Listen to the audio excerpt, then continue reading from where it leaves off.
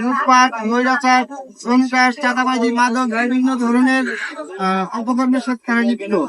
আমরা বলতে চাই, যারা প্রতিমা থানা উপজেলা এবং মশিউর রহমান ধনীর নেতৃত্বে নারায়ণগঞ্জের জেলা যারা উপজেলার নেতৃত্ব আছেন, আমরা এই নৈরাজ্যকারীদের বিরুদ্ধে কঠোর অবস্থানে যাব এবং আমরা দীর্ঘদিন যাবৎ সততার সাথে নারায়ণগঞ্জ জেলা যুবদল এবং প্রতিমা থানা যুবদল আমরা আমাদের দায়িত্ব পালন করে আমাদের কোন নেতা কর্মী কোথাও কোনো চাঁদাবাজ কোনো অভিযোগ এখন পর্যন্ত আপনারা পাননি। আমাদের কোন নেতা কর্মী কোথাও কোন ধরনের ধ্বংসাত্মক কাজে লিপ্ত হয়নি। সেই ব্যাপারে 5 আগস্ট থেকে এখন পর্যন্ত আমরা গ্যারান্টি দিতে পারি। ইনশাল্লাহ ভবিষ্যতেও আমাদের যে কোনো ধরনের খারাপ কাজ বা কোনো ধরনের অপরাধমূলক কাজ করতে পাবেন না।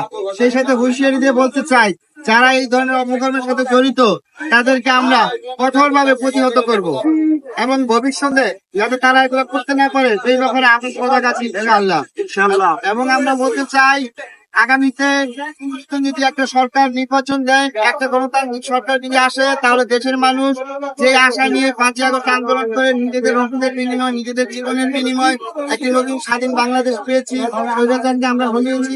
আশা করি আমরা নতুন একটা গভর্নমেন্ট আসতে, একটা নির্বাচিত সরকার আসলে জনগণের আশা আকাঙ্ক্ষা পূরণ করতে পারে।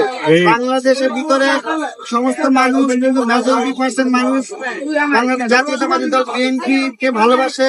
সেটা আপনারা বিভিন্ন কিছুর মাধ্যমে আপনারা প্রমাণিত হয়েছে।